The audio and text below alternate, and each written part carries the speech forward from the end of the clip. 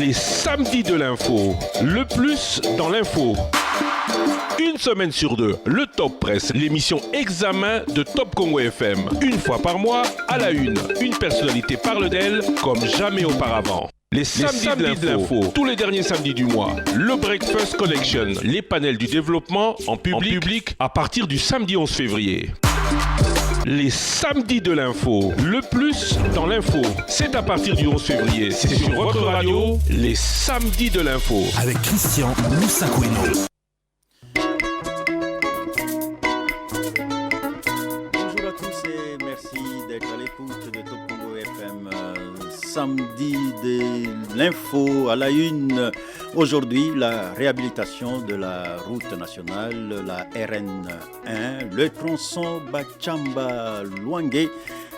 Samedi de l'info, aujourd'hui donc réalisé avec Myriam Iragui, Isabelle Moengo et Fefe Toulouka. Notre invité, on l'a annoncé cette semaine, c'est l'ingénieur Apollinaire Moukania, chargé des programmes infrastructures à la délégation de l'Union européenne en RDC. Bonjour. Merci d'avoir accepté notre invitation. On se pose des questions. Pourquoi réhabiliter la route nationale numéro 1 ? Pourquoi l'Union européenne a financé les travaux ?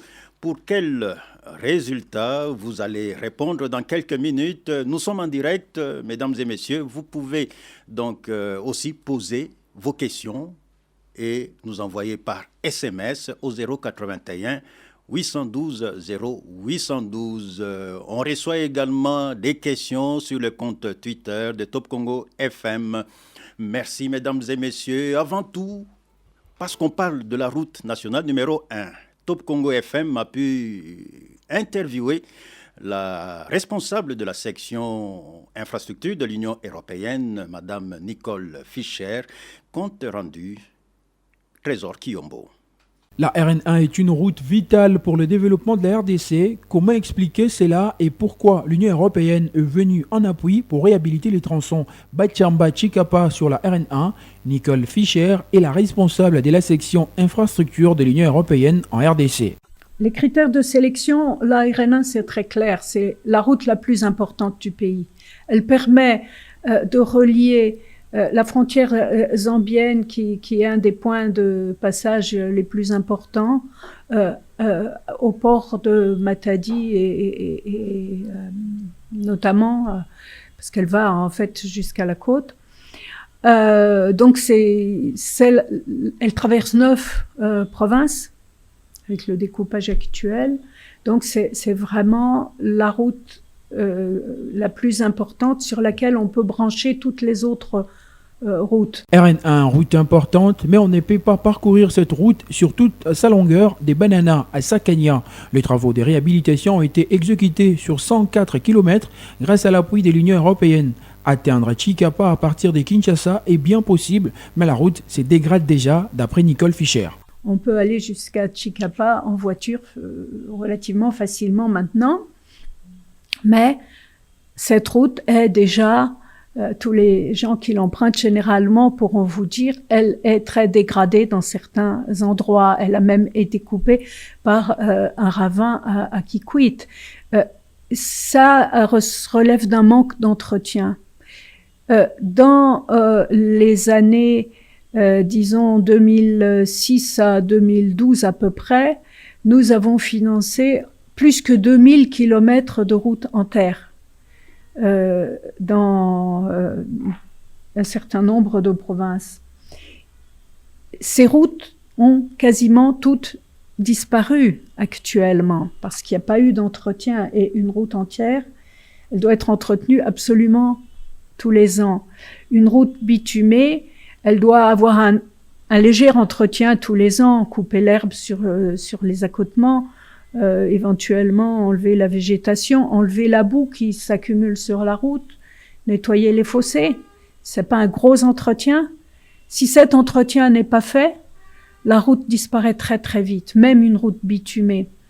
La route actuellement, la route nationale 1 actuellement a vraiment besoin d'intervention de remise en état, pas d'une reconstruction complète, mais de remise en état sur des sections qui ont été livrées il n'y a pas très longtemps. Il faut dire que la durée des routes en RDC est relativement courte. Il est difficile de voir les routes construites ou réhabilitées demeurer en bon état durant 15 ans. Comment expliquer la dégradation rapide de ces infrastructures routières? Nicole Fischer répond. Le premier ennemi de la route, c'est l'eau. Ça veut dire qu'il faut absolument nettoyer les fossés. Après, au cours de chaque saison des pluies, il faut nettoyer les fossés de tous les matériaux qui s'y déposent. Il y a aussi évidemment un problème de l'usage de la route qui est fait. S'il y a un départ d'un ravinement, c'est pas que pour les routes, aussi pour toutes les ravines que vous voyez dans les villes ici, où vous voyez que même des maisons sont emportées. On est sur un sol très sableux dans cette zone, donc les ravinements vont très vite. Pour les arrêter, il faut intervenir vite. Ça coûte pas très cher d'intervenir vite quand ça commence. Mais si vous laissez le ravinement remonter et s'ouvrir de plus en plus large, c'est très coûteux ou même quelquefois impossible. Alors, c'est aussi un problème de surveillance.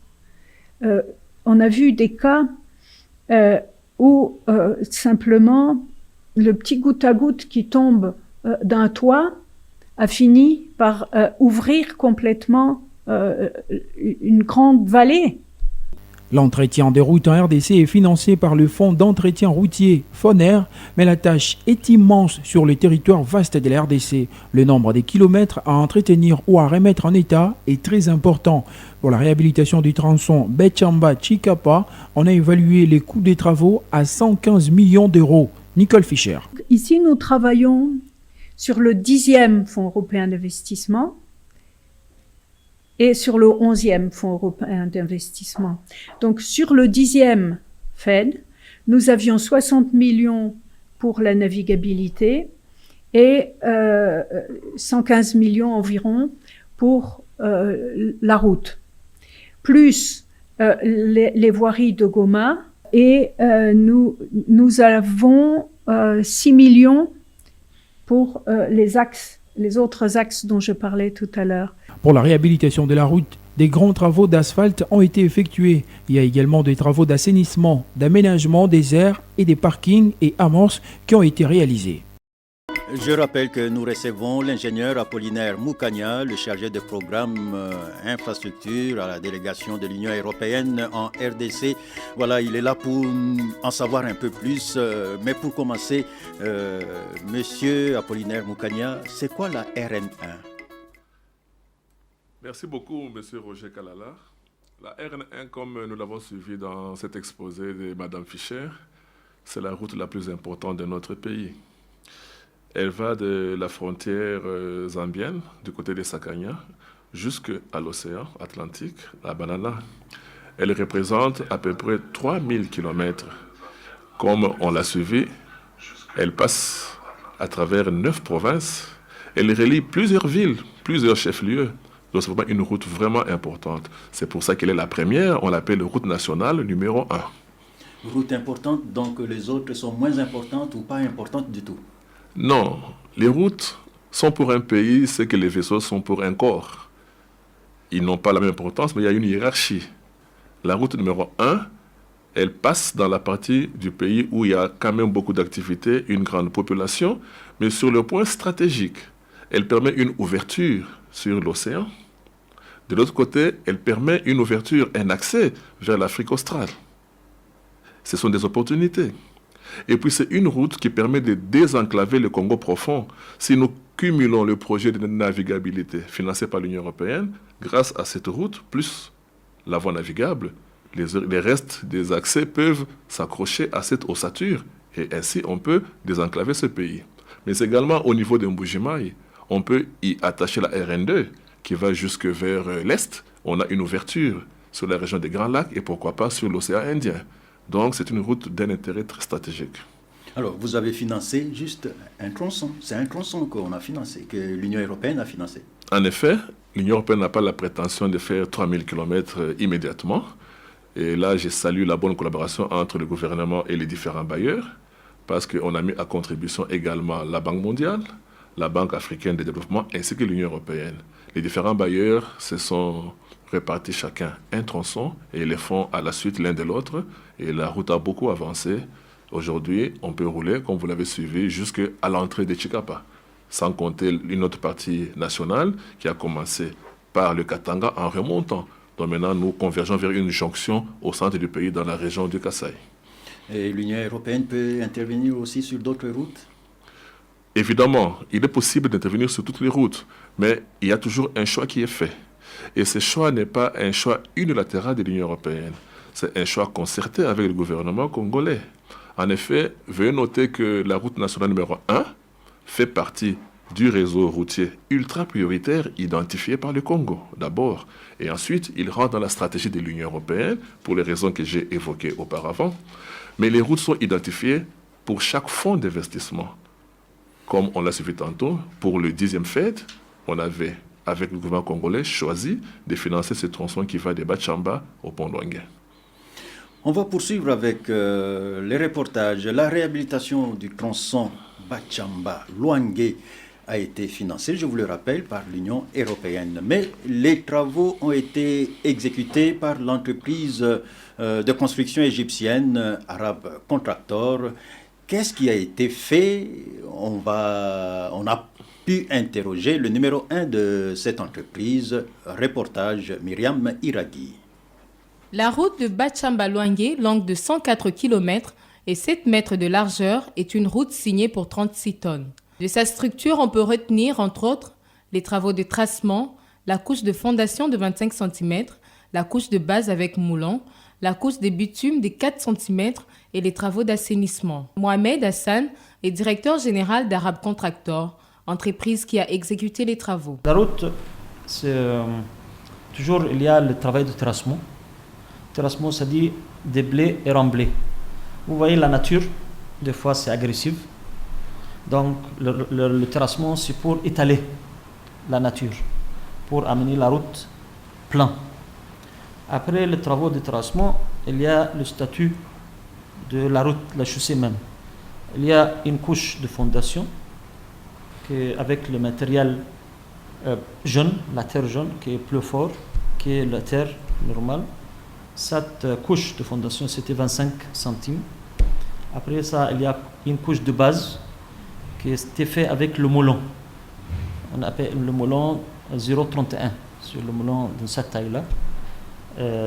C'était de 20 centimes. Après ça, il y a la couche de bitume bituminé qui est fait 4 cm que vous voyez. Donc, ça c'est le statut. Après ça, il y a la largeur de la route qui faisait 7 mètres, plus 1,5 accotement droite, 1,5 accotement gauche, plus le travail d'assainissement. Ces travaux d'assainissement essentiels à la route assurent à cette œuvre une durée de vie de pas moins de 10 ans. Le travail d'assainissement, c'est le caniveau, c'est le fossé, c'est le bordure. Et dans cette région, comme la terre est sableuse, ce travail d'assainissement, c'est très essentiel pour la protection de la route.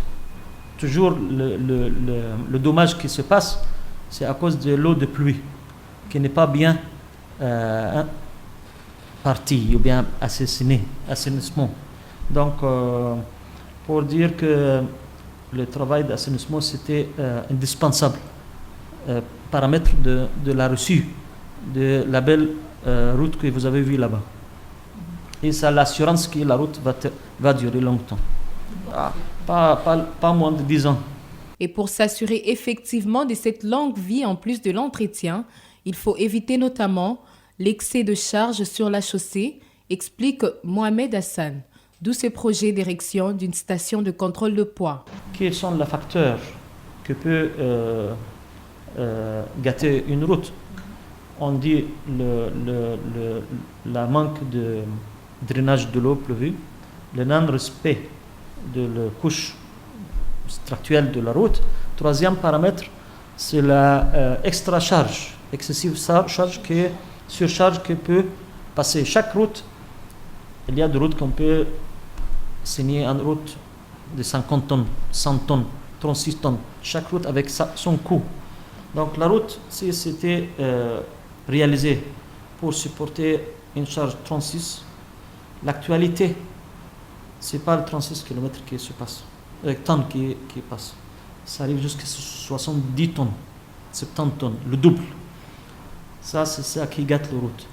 Et pour éviter ça, en parallèle de le dedans, nous sommes aussi à négocier de faire le bousculer, la balance. Station de contrôle de poids pour éviter que l'extra charge ça passe, pour que la route aussi ne gâte pas.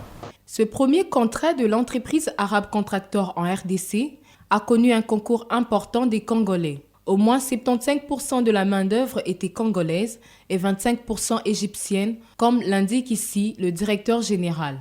Mais si vous voyez que la majorité, 3 à 1, 75 à 25, c'est 3 à 1.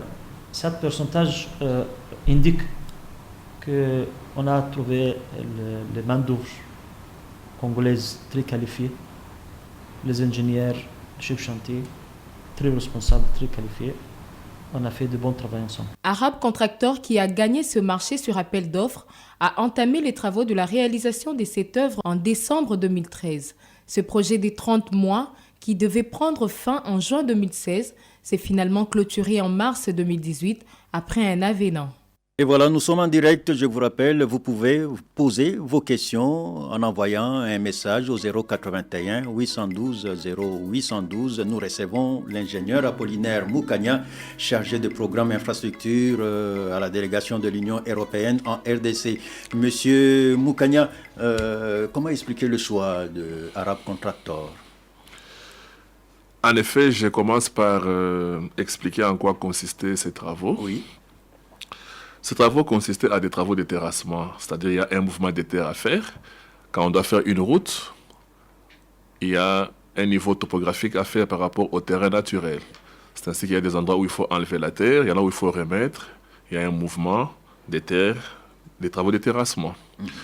En fait, la route elle-même longe un relief accidenté. Il y a des pans de montagnes, des talus pour être précis, qui peuvent gêner la route. On doit refaire le profil de ces talus pour qu'il n'y ait pas de départ de matériaux qui pourraient couper la route. À part cela, il y a la chaussée elle-même qui a été travaillée, ainsi que les accotements. Au final, on devait avoir une route réhabilitée sur toute la longueur, mais aussi on a travaillé les assainissements. Comme on l'a suivi dans le reportage, le plus grand ennemi de la route, c'est l'eau. Et nous sommes dans un pays, dans une région pluvieuse, un terrain sablonneux, donc l'érosion arrive très vite. Il fallait donc faire l'assainissement longitudinal, transversal, parce qu'il y a des fossés et des caniveaux qui longent la chaussée, mais il y a aussi des ouvrages perpendiculaires, le pont, mais particulièrement des dallots et des traversées sous la chaussée qu'il fallait prévoir pour gérer toutes les eaux. Évidemment, il est aussi prévu des embranchements à toutes les perpendiculaires que nous rencontrons. Voilà un peu en gros tous les travaux qui avaient été faits. Mais ce contrat, initialement d'environ 71 millions d'euros, avec la Arab Contractor, est le résultat d'un processus d'attribution des marchés. C'est à l'issue de ce processus que cette entreprise s'est retrouvée attributaire du marché. Évidemment, le contrat était prévu pour 30 mois, mais on a fait plus que ça. Parce que, au-delà même de 30 mois, au-delà des travaux prévus, il y a eu beaucoup d'imprévus, beaucoup d'avenants qui nous ont amenés au final à près de 100 millions d'euros pour cette route, et on a approché presque les 55 mois comme durée de travail. Évidemment, la chaussée elle-même, si je dois la décrire, initialement c'était prévu qu'on fasse 114 km en partant de Bachamba, pour ceux qui connaissent la route, le PK 622, jusqu'au pont Luangue. Ça faisait environ 114 km. Cependant, actuellement, on a fait 104 km jusqu'à Kipita. On a dû céder environ 8 km, financés par nos amis de la BAD, pour des raisons qu'on pourra comprendre plus tard. La chaussée elle-même, c'est une chaussée d'une largeur de 7 mètres. Elle fait 2 voiles de 3 mètres et demi. Et de chaque côté, il y a des accotements de 1 mètre, 1,5 mètre de chaque côté. Donc ça fait 7 mètres plus 3, ça fait 10 mètres, globalement. Je vous dirai plus tard, à un moment donné, où il y a eu un rétrécissement des chaussées. On est rentré à 6 mètres, on pourra en parler plus tard. On a fait les assainissements. Mais la couche des chaussées elle-même, elle représente 42 cm. Parce qu'il y a une couche de fondation qui varie entre 20 et 25 cm, des matériaux sélectionnés, du sable.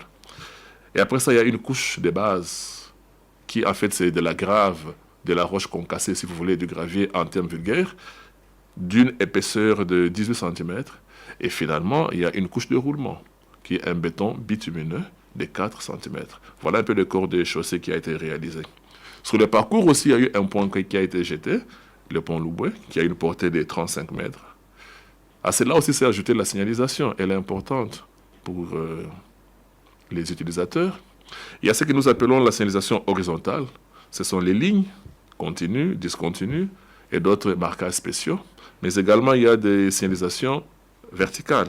Ce sont les panneaux, les balises, les bornes, les glissières. Tout cela a été réalisé. Et même des parkings, des aires de stationnement. Voilà un peu en quoi a consisté ce projet. Alors, on va dire que c'est une route comme les routes en Europe, aux États-Unis, au Japon. Pour le technicien que je suis, je dirais oui. Parce que la route répond à un besoin, à des normes et à des spécifications techniques qui ont été bien respectées. Je vous donne par exemple l'exemple du fonctionnement, n'est-ce pas? Oui. Pour faire cette route, avant toute chose, il y a eu des études. On n'a pas commencé sur un coup de tête. C'est un projet vraiment important qu'il fallait s'assurer du besoin, de qu'est-ce qu'on va faire, dans quel délai, comment le faire et avec qui. Ainsi donc, on a lancé une étude en 2009 qui nous a pris 18 mois et qui a coûté près de 1 500 000 €. Parce que le projet est important, il faut savoir ce qu'on va faire. Où va passer la route? Il n'est pas question de relier A à B, c'est de savoir comment nous relions. Nous passons par quel terrain? Faut-il des expropriations? Il faut anticiper l'argent pour indemniser ceux qui sont expropriés. Et l'étude de base vous donne même les caractéristiques de la chaussée, les épaisseurs. Il y a un rapport qui concerne la topographie. Il y a un rapport qui concerne la géotechnique. On veut avoir des matériaux qui répondent à des prescriptions techniques, qu'on puisse les localiser et qu'on puisse en avoir en quantité suffisante. À part le rapport topographique, le dimensionnement, les rapports géotechniques, il y a aussi l'hydrologie, l'hydraulique. On est dans un bassin versant, il y a des précipitations. Les eaux de ce bassin mettent quel temps pour arriver à l'exutoire? Quelle est l'intensité des pluies? Ça nous permet de dimensionner les ouvrages hydrauliques, les fossés, les caniveaux. Sinon, ils seront débordés ou bien ils seront surdimensionnés et on aura perdu du temps et de l'argent. Donc, une étude profonde qui est faite en amont, elle est aussi quantitative. Elle met en évidence les quantités, les matériaux, les coûts, et on a une visibilité sur le budget à mettre en œuvre. Donc c'est d'abord avec cette étude-là de base, qui est faite sérieusement, qui prend beaucoup de temps. Et d'ailleurs, souvent j'entends les gens dire que les projets de l'Union européenne tardent. Je pense qu'ils comprennent pourquoi. Parce qu'on ne commence pas un projet important quand on n'a pas une étude solide. La qualité de l'ouvrage dépend du sérieux de l'étude qui a été faite. Après que nous avons eu cette étude de base-là, une étude de qualité, il faudra maintenant qu'on ait, comme je l'ai dit, en amont une passation du marché. Il n'est pas question de donner le marché à celui qui nous plaît ou à celui avec qui nous avons des arrangements, mais plutôt de passer à une passation des marchés, juste, transparente, équitable, pour donner le marché à la meilleure entreprise qui peut faire un travail de qualité. Donc, quand on a des bonnes études, quand on a une bonne entreprise, les travaux doivent être surveillés. On a un bureau de contrôle et de surveillance des travaux qui est recruté à côté de tout cela. Lui veille chaque fois à vérifier que le travail est fait en temps, en qualité, conformément aux prescriptions techniques de l'étude. Il doit vérifier les épaisseurs des couches, les matériaux. Il y a des essais de laboratoire qui sont faits. Il doit les approuver avant l'exécution. Et d'ailleurs, pour la route, avant de la faire sur 100 km, il y a une planche d'essai de quelques 30, 40, 50 mètres faite à côté. Quand la planche d'essai répond exactement aux attentes, à ce moment-là, on peut commencer la route. Donc, M. Canal, pour vous dire, quand on a une bonne étude, quand on a la passation des marchés, quand on a un bureau de surveillance, L'Union européenne ajoute encore des contrôles réguliers, des audits techniques et financiers par des bureaux indépendants qui passent tous les 6 mois pour vérifier que la qualité est conforme.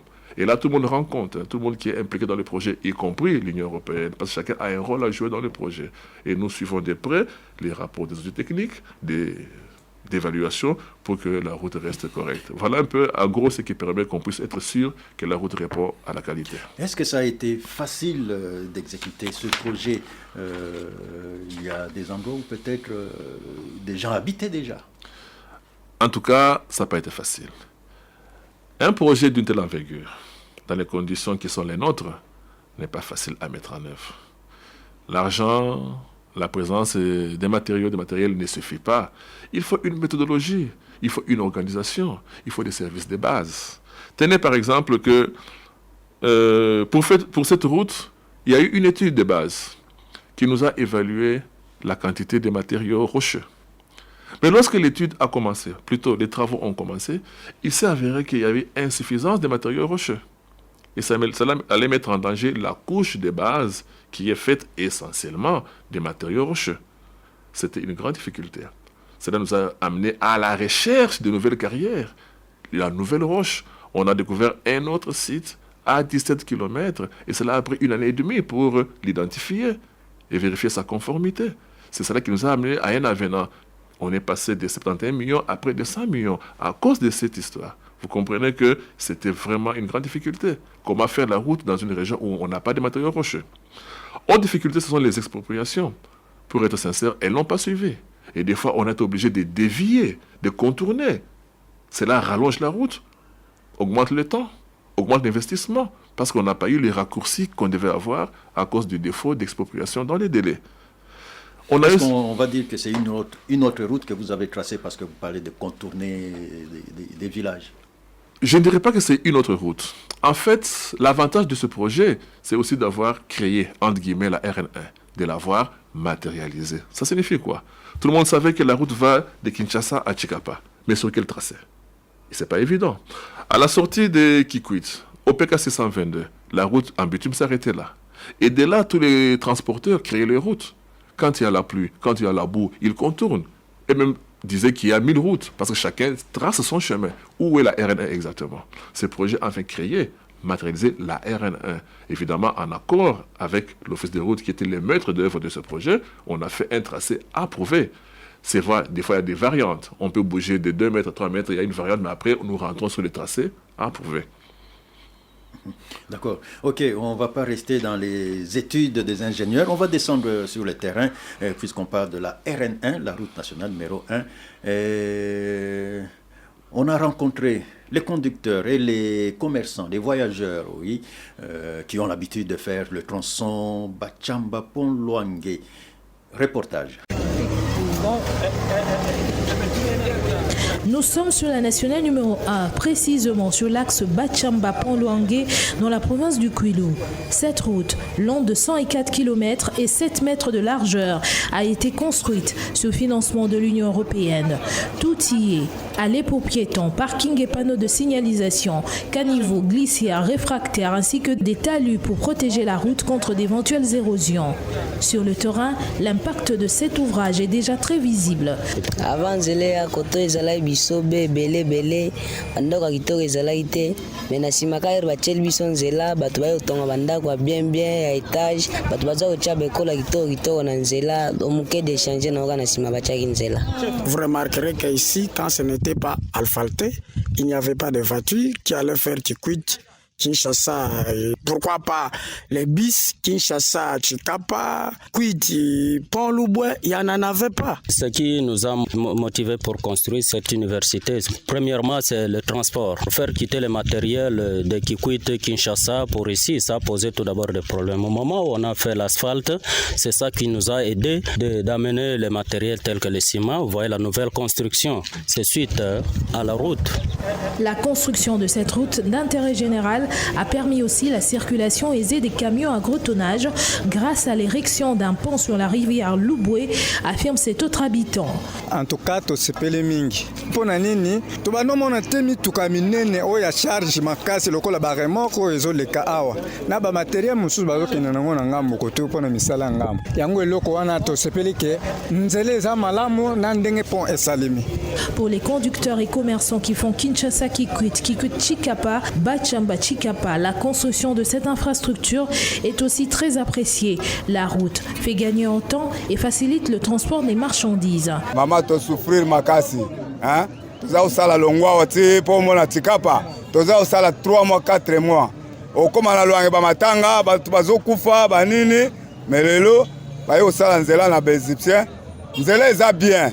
Nzela basali eza prince basali eza bien mais eza muke. Kosala basali yango bien par rapport soki tokati na ngambo ya Lwange na ndenge koto ba Egyptien basali omona ke épaisseur ya goudron. Donc eza différent. Donc omona ke côté ya ba Egyptien basali épaisseur monene.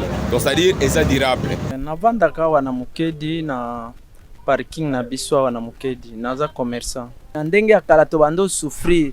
Soki boyi longwe Kikwit bosombi biloko na ba magasin na ba mindele boeti 622 pona kolongwa 622 awa ifu mituka pasi ba souffrance ba potopoto mais depuis ba bongiseli biso de 622 ti awa toza supenza na pasi wana te awa toza bokosombi ka biloko boti ata na taxi o louer taxi direct ti na mukeri batikeli na porte ya ndako.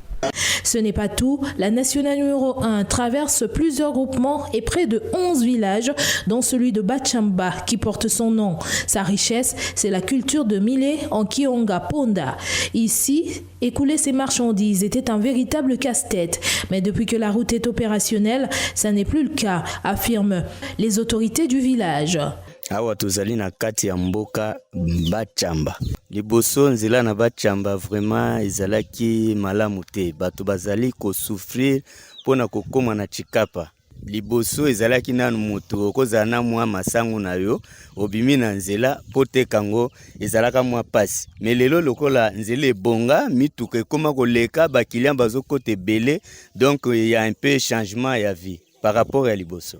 Aujourd'hui, quand vous avez vos marchandises, vous entrez dans un véhicule qui s'envoie vers Lwange, peut-être 30 à 1 heure du temps, vous êtes là. À l'époque, vous faisiez combien de temps? Les pieds pendant 2 ou 3 jours pour atteindre Lwange. Alors nous voulons que cette civilisation avance comme il faut, parce que nous allons obtenir une vie autre. Autre point fort de cette grande route, c'est le fait d'avoir atteint le pont Lwange. Désormais, le trafic ne s'arrêtera plus à cet endroit. Les commerçants et conducteurs ont la possibilité d'atteindre Chikapa dans le Kasaï central sans passer par la rivière. Ah, toza na Lwange vidéo. Nzela na biso komi kotoko mayete liboso tabala kotamula na makolo na babwato. Nge video ezalaki liboso ezalaki nipon makadam ezalaki te tozala ko traverser kana babwato awa siko bacheli biso pont makadam ekomiti na love moyen de transport nyonso tout ezoleka na facilité bon biso pe bato pona kokatisa bato zokatisa na facilité po liboso tozala kokatisa na babwato bazofuta bambongo ba 500 ba 1000 francs ezokende biso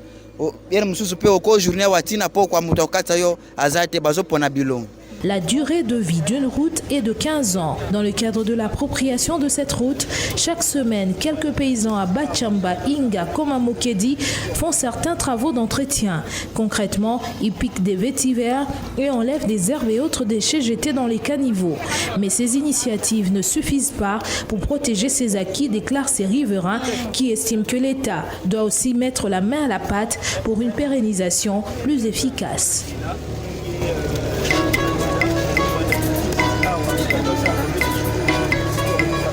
Voilà, là c'était Isabelle Moengo qui s'était rendue jusqu'au pont Lwange, qui avait fait cette route, le tronçon Bachamba pont Lwange. Et Monsieur Apollinaire Moukania, justement, vous connaissez très bien cette route. Et aujourd'hui, est-ce que les résultats sont là? Vous avez atteint les résultats? C'est vrai, à ce jour, on est très satisfait de la route. Pour comprendre la dimension de notre satisfaction, j'aimerais vous dire d'où nous venons. Lorsqu'on a fait la visite de cette route avec les entreprises qui étaient candidates pour la construction de la route en question, on est parti de Kikwit à 9h pour arriver à Lwangué le lendemain à 6h du matin. Vous imaginez qu'on s'est embourbé des milliers de fois. En bref, la route n'existait pas. Aujourd'hui, il est possible de faire ces tronçons en 1h ou 1h30. Vraiment, le résultat est satisfaisant. Non seulement on les fait en 1h, mais on les fait dans un confort. La traversée est confortable. On l'a fait en sécurité. On n'a plus le renversement des engins, des camions qu'on avait connus à l'époque, des morts d'hommes et j'en passe. Je vous mets au défi prochainement où vous ferez cette route. Vous pouvez prendre votre café à bord de votre véhicule. Tellement je suis sûr que la surface, le confort et l'uni sont vraiment ce que nous attendions comme travail. Donc, on a amélioré le temps de parcours, le confort, la sécurité, mais aussi on a permis un gros échange de volumes commerciaux. Les gens peuvent se déplacer avec leurs biens. Beaucoup de services ont de l'ampleur. Je n'ai pas encore de chiffres pour mesurer l'impact réel, mais à vue d'œil, on voit qu'il y a une reprise d'activité. Aujourd'hui, un villageois peut quitter très loin, venir avec sa chèvre sur la RN1, aller la vendre à Kikwit, au prix qu'il veut. À l'époque, il était soumis à ceux qui arrivaient au village pour lui imposer un prix. Donc tout le monde peut se retrouver pour cette route, mais aussi, je dois avouer que c'est aussi un bel ouvrage, c'est un chef-d'œuvre sur le plan esthétique et touristique. Allez voir, c'est vraiment un standard d'un niveau élevé. Des universités et puis des affaires économiques, c'était ça l'objectif final, d'avoir certains villages se développer. Je dirais que c'est un résultat indirect.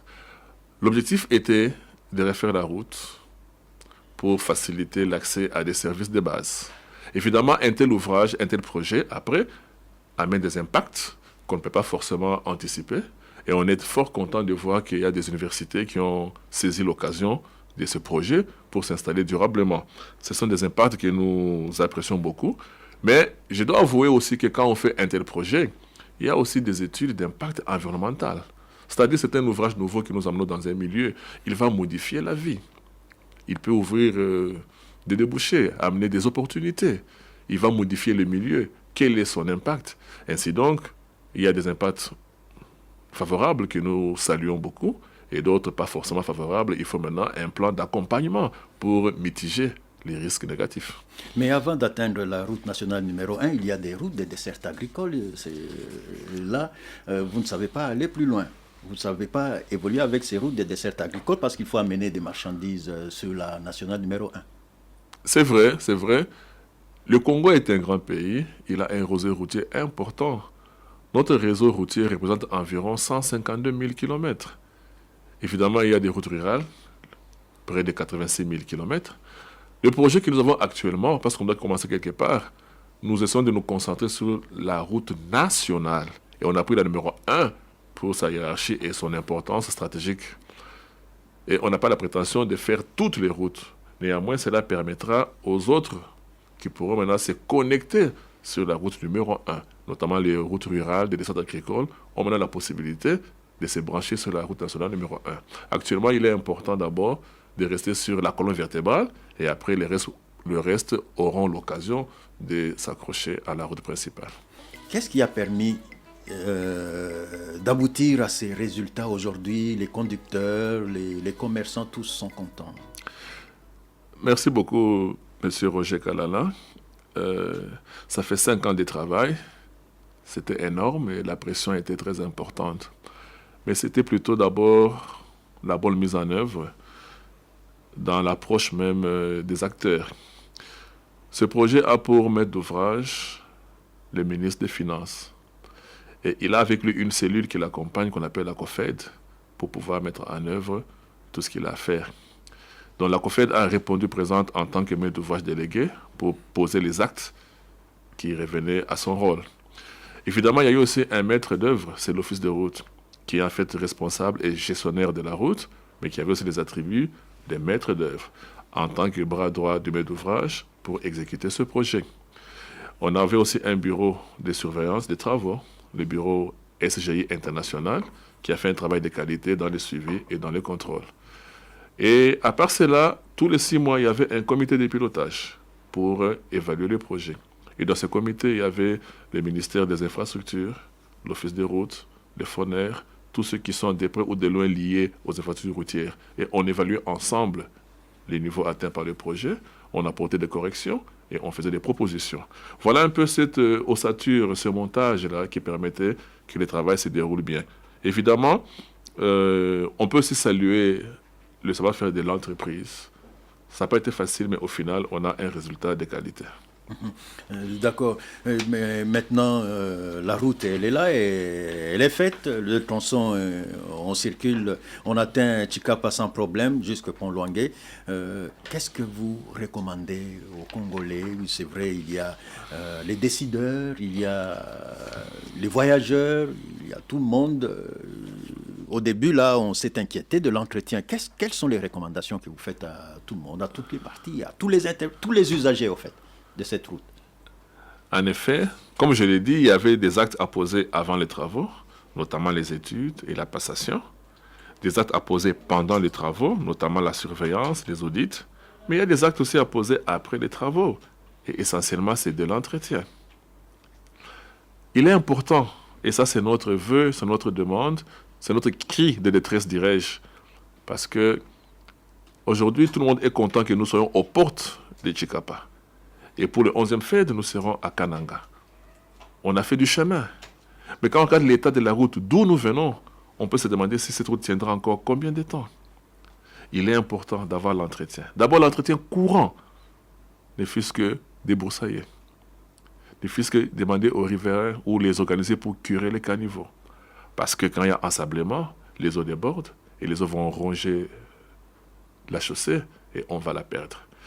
Quand vous voyagez dans la région, avant d'atteindre ce projet qu'on a fait, des tronçons en amont peuvent donner des larmes aux yeux parce que la route est en train de partir. Il serait dommage qu'on arrive à Tchikapa, qu'on arrive à Kananga et que derrière nous, qu'il n'y ait plus de route. Donc vraiment, il faut qu'on se remette ensemble pour réfléchir à cette question d'entretien. Au fait, l'Union européenne a fait sa part. Pour le reste, c'est l'affaire des Congolais. Je ne dirais pas ça comme ça, parce que l'Union européenne est là pour accompagner le Congo dans notre partenariat. La route, en réalité, elle est finie depuis juillet 2018.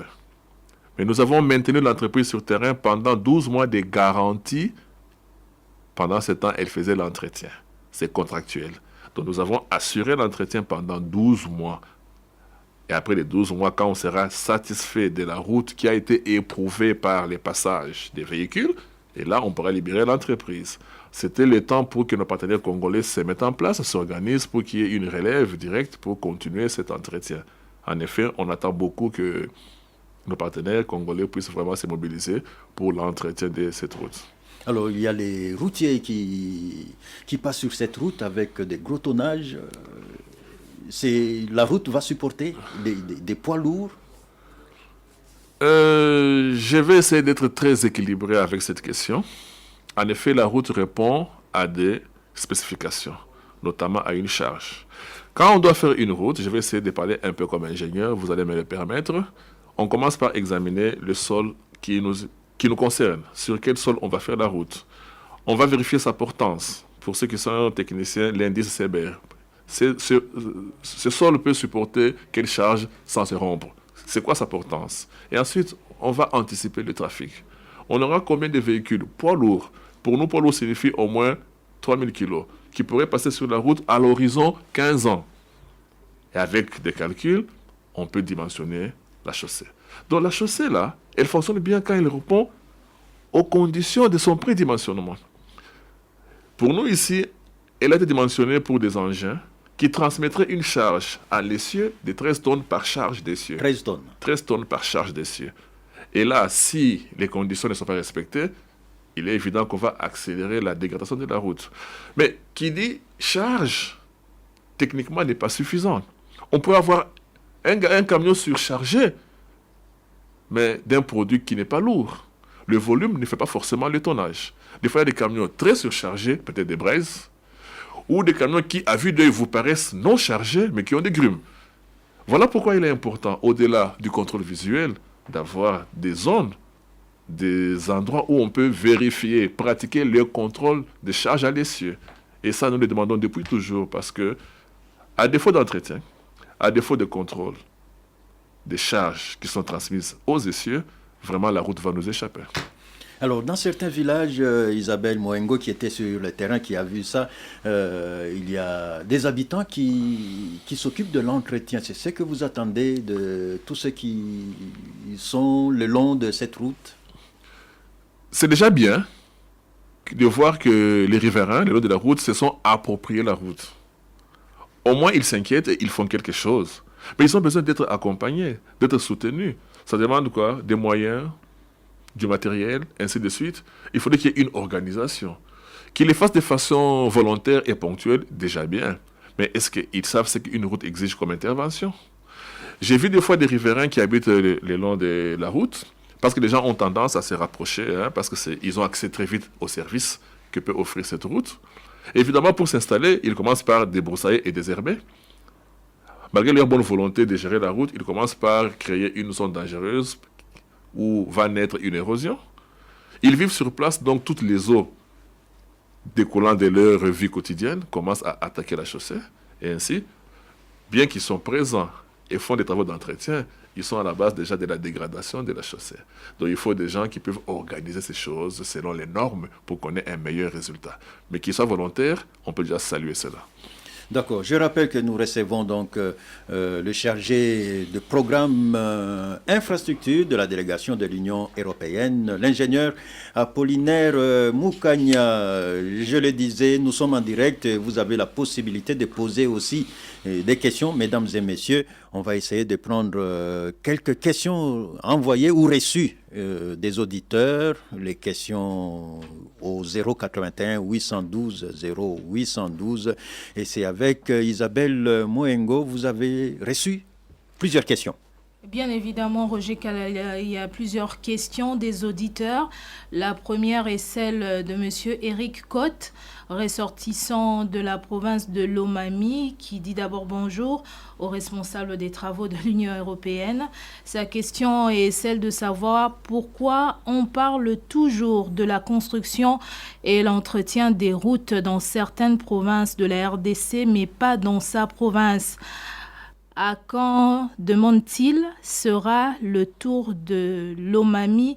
Il parle donc de l'axe Mwenedi-Touikong, territoire de l'Uilo. Merci beaucoup, madame. C'est une bonne question, mais c'est une question, je pense, qui va revenir plusieurs fois parce que tout le monde voudrait voir la route devant sa porte, dans sa province, ou là où se trouvent ses centres d'activité, d'intérêt, et j'en passe. Pour répondre à la question de M. Eric Cotte, comme vous dites, de Lomami, comme on l'a dit, pour le moment, nous faisons la route numéro 1, prioritaire, stratégique. Ensuite, nous espérons qu'avec les bailleurs ou avec le gouvernement congolais lui-même, on va faire les restes des routes secondaires qui sont utiles, mais qui devront maintenant se greffer sur ce qui est déjà fait. Il peut déjà se satisfaire que la route RN1 passe jusqu'à Mbujimaï, donc il sera maintenant facile de relier Mbujimaï à Wikong, avec tout ce qui est prévu par les bailleurs ou par le gouvernement. Toujours dans le même ordre d'idées, il y a aussi M. Eliezer Ndouka depuis la commune de Ngaliema qui pose pratiquement la même question. L'argent financé pour la route nationale numéro 1 de Kinshasa via Chikapa ne peut-il pas servir en même temps pour le tronçon Kenge-Kasongolunda? Je crois qu'on peut passer. Il y a encore... celui-ci n'a pas signé son message. Il dit bonjour Top Congo.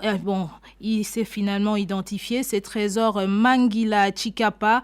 Lors de mon récent voyage pour Kinshasa au mois de février, j'ai beaucoup apprécié les travaux qui ont été déjà exécutés. Mais pourquoi le tronçon allant de 622, donc il parle du point kilométrique 622 jusqu'à Kikwit n'est pas réhabilité? Qu'est-ce qui bloque? Ah, très bien. Je vois que c'est quelqu'un qui connaît bien cette route. C'est sur la RN1. En effet, notre projet a commencé au PK 622 à Bachamba en allant vers le pont Luangue, dont nous allons vers le Kassai. Il soulève un tronçon en amont de notre projet à la sortie de Kikwit, jusqu'au PK 622, un tronçon de 97 km qui est vraiment fort dégradé. On n'a pas pu intervenir parce qu'il n'était pas dans notre projet. Mais nous avons signalé plusieurs fois pour que ce tronçon soit pris en charge au niveau du gouvernement, parce qu'il crée la rupture même de la chaussée. Et parmi les difficultés qu'avait rencontrées l'entreprise, c'est quand le matériau, ou plutôt les matériels, les fournitures sont importés de l'étranger, passent par le port de Matadi, pour arriver au chantier à Bachamba, devait passer sur cette route très abîmée et on a risqué plusieurs fois des renversements des remorques. Donc ça avait été vraiment une épine dans notre pied. Oui, autre question? Oui, bonjour Top Congo. Question à l'invité. La couche de fondation de leur structure a été construite par l'Union européenne ou bien c'est l'ancienne, je ne sais pas. Et le deuxième volet de sa question, pourquoi avez-vous préféré construire cette couche de fondation avec la terre jaune alors que la nouvelle technologie nous oblige à l'usage des matériaux 0,80. C'est l'étudiant Yannick Kangani de GT3 INBTP Ngaliema. Voilà, un futur ingénieur qui s'intéresse à la route. Merci beaucoup. J'apprécie beaucoup la vision futuriste de notre étudiant qui est dans les nouvelles technologies, dans la modernité. En fait, nous avons fait une couche de fondation avec du matériau local. Mais c'est du matériau sélectionné. C'est bien de se dire que voilà la nouveauté. D'abord, je dois avouer que je ne sais pas c'est quoi le matériau 080. Peut-être à mon époque, ça n'existait pas. Mais enfin, je dois avouer que je ne sais pas de quoi il s'agit. Je suppose que c'est quelque chose de révolutionnaire, de très bien. Mais quand on fait une route, nous la faisons avec les matériaux les moins coûteux possibles, mais qui répondent aux spécifications techniques de l'étude. Si je peux améliorer les matériaux sur place à moindre coût, pourquoi irais-je importer ce matériau 08 qui est très loin, qui va m'écouter cher parce qu'il est moderne? Ainsi donc, l'étude de base avait prévu les propriétés mécaniques auxquelles doit répondre le matériau. Et nous vérifions les matériaux localement d'abord. S'ils répondent à cela, bravo. Mais s'ils ne répondent pas, on se demande où est-ce qu'on peut les avoir à faible coût, mais avec les meilleurs rendements techniques. Voilà le choix que nous avons utilisé. D'accord, ok. On a toujours encore quelques questions. On prend une, on va passer au tweet. Salut Top Congo, j'aimerais savoir si la réhabilitation des routes se fait seulement à la partie est du pays. Sinon, dans le Congo central, dans le territoire de Kouilungongo, il y a une route de 17 km qui cherche à être asphaltée. Il n'y a pas moyen que le projet de l'Union européenne le fasse. Merci, Salem Matala depuis Kinshasa. Voilà, est-ce que l'Union européenne va répondre à toutes ces demandes?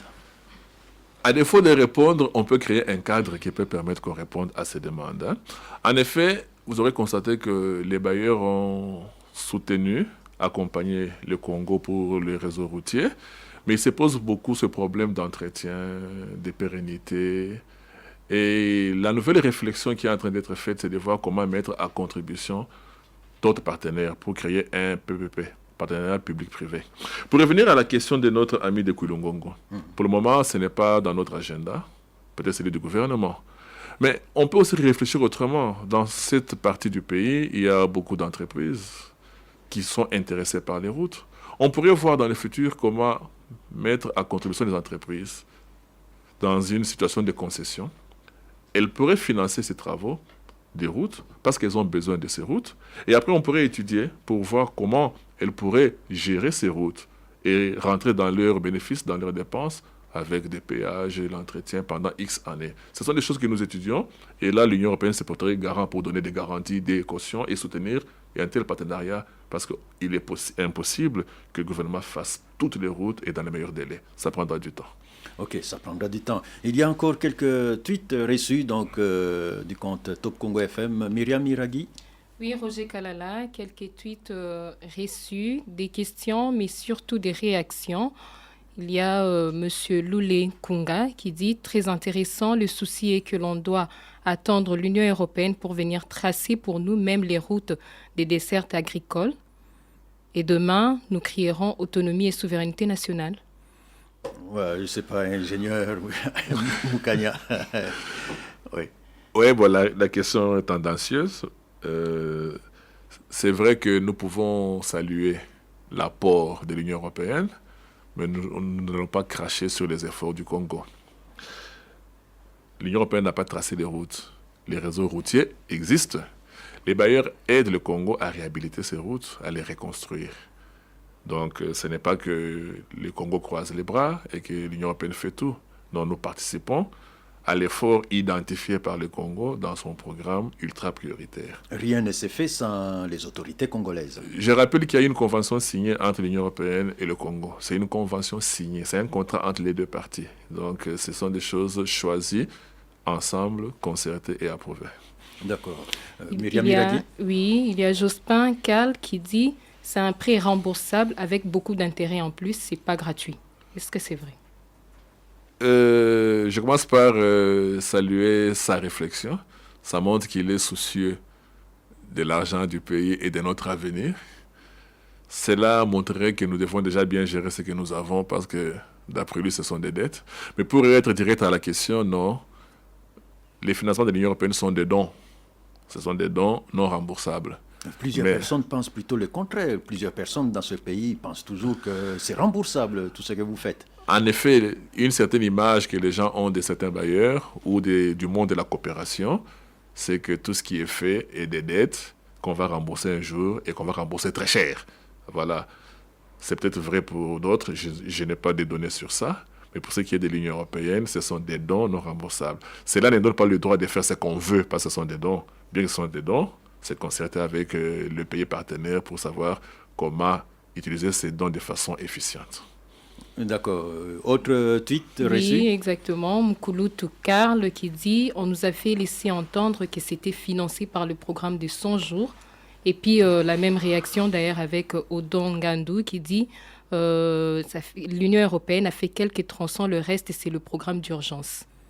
Voilà, c'était annoncé il y a quelques jours par le président de la République, le programme d'urgence de 100 jours, et plusieurs travaux ont été lancés. Vous êtes là bien avant ça? Oui, j'aimerais rester sur la RN1 pour qu'il n'y ait pas de confusion. La RN1 actuellement ou dans un passé récent a pu bénéficier de l'apport de la Banque mondiale, de l'apport de la BAD et de l'Union européenne. On a fait des tronçons alternés. Dans un passé récent, à partir de 2006 ici, on est parti d'Insélé. Jusque maintenant, on est aux portes de Chikapa. Et bientôt, nous allons vers Kananga avec la participation des bailleurs. En effet, je ne pense pas qu'il est possible de faire une route de 100 km en 100 jours. Je pense que, comme le thème l'indique, c'est un programme d'urgence. Je pense qu'il indique, je n'ai pas le contenu des activités qui sont prévues, mais je ne pense pas que le Congo gagnerait à aller financer les routes où les bailleurs financent déjà. Donc, actuellement, il y a des tronçons pour lesquels les conventions sont signées, où l'Union européenne intervient. Si peut-être, souvent quand on parle de la RN1, les gens ne font pas attention aux tronçons. Peut-être dans le programme de 100 jours, il y aura des tronçons que le pays va réhabiliter, mais le pays ne viendra pas sur les tronçons déjà réhabilités par les bailleurs. Il gagnerait à faire les tronçons suivants sur la même route. Donc, il ne faut pas qu'on puisse se tromper. De toute façon, si les Congos le fait, nous on le fait, tous, on va dans le même sens. Une question de M. Mwaka qui dit, d'abord félicitations.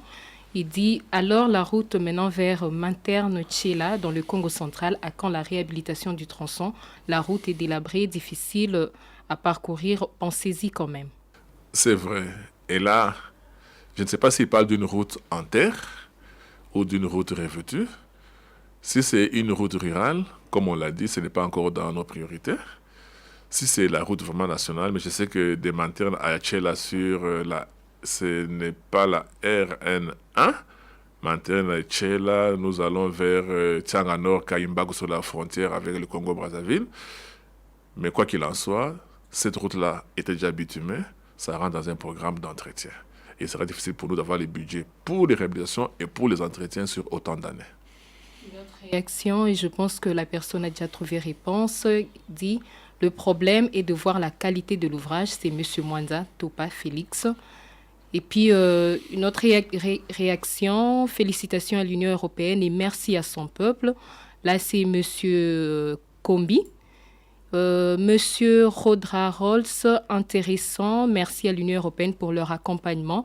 Félicitations également, dit Monsieur Soleil Mouanabanza. Et l'autre réaction, c'est l'apôtre Mboui Wakana qui dit « Ok, mais maintenant, c'est Chikapa Mbujimai ». Très bien, je suis d'abord flatté et merci à tous ceux qui ont félicité, qui sont reconnaissants pour le travail qui a été fait. Pour le tronçon Chikapa-Mbujimai, en effet, il y a une étude qui a déjà été faite, pas par l'Union européenne, qui date de 10 ans déjà. Dès que les bailleurs et le Congo seront d'accord, on pourrait trouver quelqu'un pour financer. Pour le moment, l'Union européenne s'arrête à Kananga, mais la suite est déjà étudiée jusqu'à Mbujimai. Peut-être que l'avenir nous dira qu'est-ce qui sera fait. Je l'avais dit, des réactions. Avec ce rythme, Kinshasa pourra être relié à Lubumbashi par route. Là, c'est signé état de droit. Et puis, ça fait du bien de voir un certain effort dans le domaine de la construction. Juste une question, quelle est l'épaisseur de la couche d'asphalte et de la base utilisée pour le projet? Avons-nous utilisé de l'asphalte de bonne qualité? Max Kimbimbi. Je ne vois pas le lien avec l'état de droit, mais on peut parler justement de l'asphalte et autres. Oui. Ouais. D'accord. En effet, il y a eu une étude préalable qui a été exécutée correctement. Nous avons une couche de base, comme je l'avais dit, en grave, 0,31.5 pour être plus précis, qui fait 18 cm. On a une couche de fondation des matériaux locaux sélectionnés, entre 20 et 25 cm. Mais allez, on a une couche de roulement. Hein. C'est ça qu'il appelle d'asphalte. Hein. C'est plutôt un béton bitumineux. Hein. On a mis une couche de roulement en béton bitumineux d'une épaisseur de 4 cm. Non seulement cela a été prédimensionné, mais cela a été vérifié chaque fois avec des essais de laboratoire et ça répond exactement aux spécifications techniques. Oui, on va continuer avec les SMS ou encore on reste sur les tweets, on termine les tweets et puis parce qu'on tend vers la fin de cette émission. Exactement, Joseph Moukinaï, c'est fabuleux en tout cas, coup de chapeau. Eman Elvis lui dit faites de même pour Chikapa Kananga Mbujimai. La demande continue. Et puis Fortus Ipache, félicitations et merci à l'Union européenne. Nous tenons à signaler que depuis l'entrée Idiofa jusqu'à Bachamba, la route est bizarre, que le gouvernement réfléchisse comment rétablir cet endroit et en ce qui permettra de faire 13 heures de route Kinshasa-Chikapa. Oui, oui. Je ne sais pas, une réaction, M. Moukania? Non, je pense que quelqu'un l'avait déjà soulevé en disant que le tronçon en amont de Bachamba, il est dégradé. C'est justement ce tronçon qui s'arrête jusqu'au croisement de la route de Idiofa, environ au BPK 600-602. Voilà, juste parce qu'il nous reste peu de temps. Isabelle Mouengo, peut-être encore une question des auditeurs par SMS? Bon, il y a la question, je sais pas voir, il y a des appels et puis bon, pour lire c'est un peu difficile. Oui, quand ils ne doivent pas appeler, nous on a besoin des messages, oui, justement.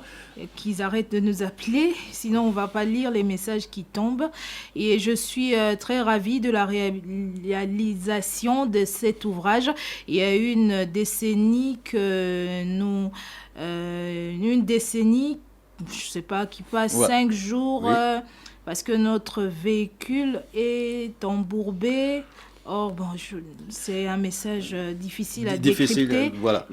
Oui, d'accord, ok, on va quand même essayer de chuter avec cette émission. Monsieur Apollinaire Moukania, vous avez réhabilité justement le tronçon Bachamba-Pont-Loangue.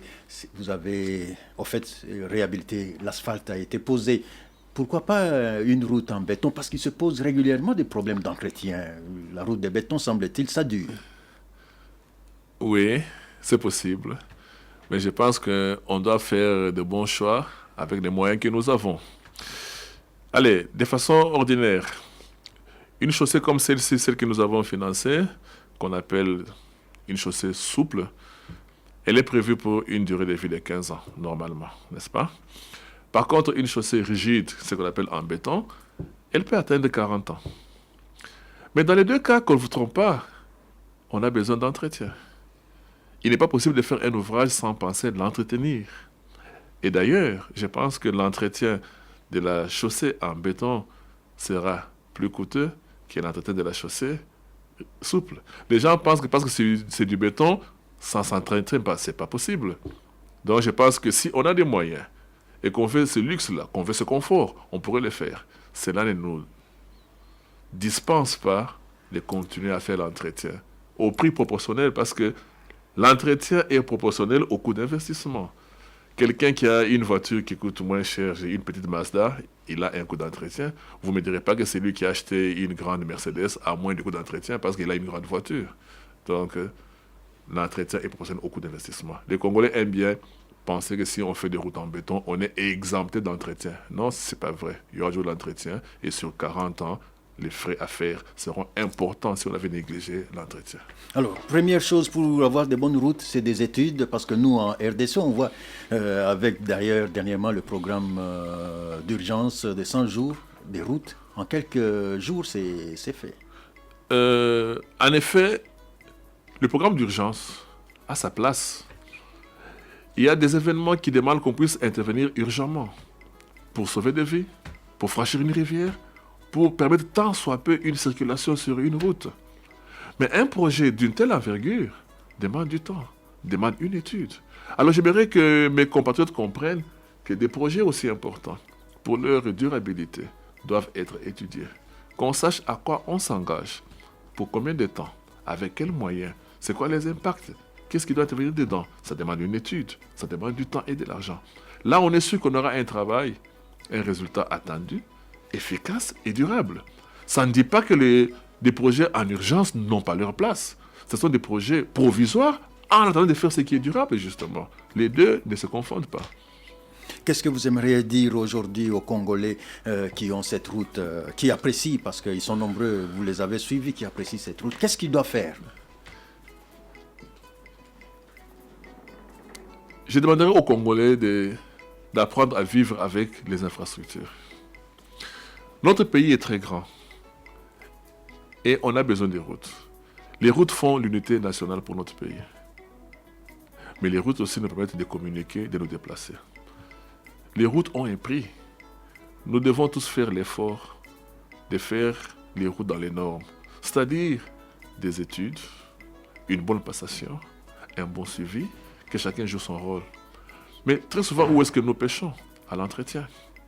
Soyons consciencieux que ça ne sert à rien de se doter des routes si on ne sait pas les entretenir, parce que nous allons perdre beaucoup. Je vous donne un exemple. Sur ce projet, l'assainissement qui était prévu initialement était de 17 millions d'euros.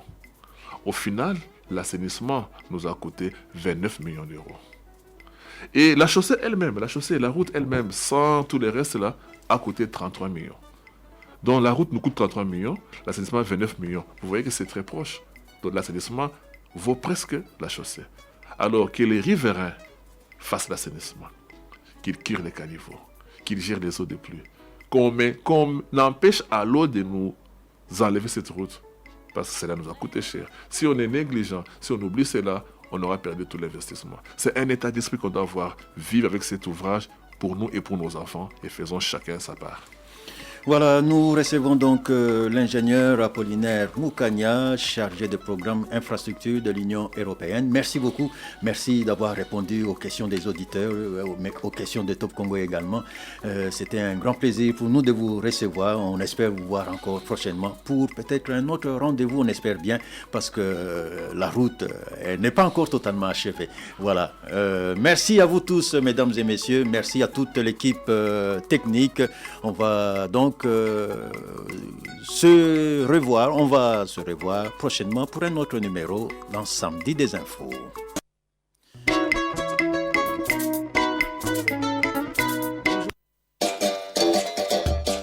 Les samedis de l'info, le plus dans l'info. Une semaine sur deux, le Top Presse, l'émission examen de Top Congo FM. Une fois par mois, à la une personnalité parle d'elle comme jamais auparavant. Les samedis de l'info, tous les derniers samedis du mois. Le Breakfast Connection, les panels du développement en public à partir du samedi 11 février. Les samedis de l'info, le plus dans l'info. C'est à partir du 11 février. C'est sur votre radio, les samedis de l'info. Avec Christian Moussakweno.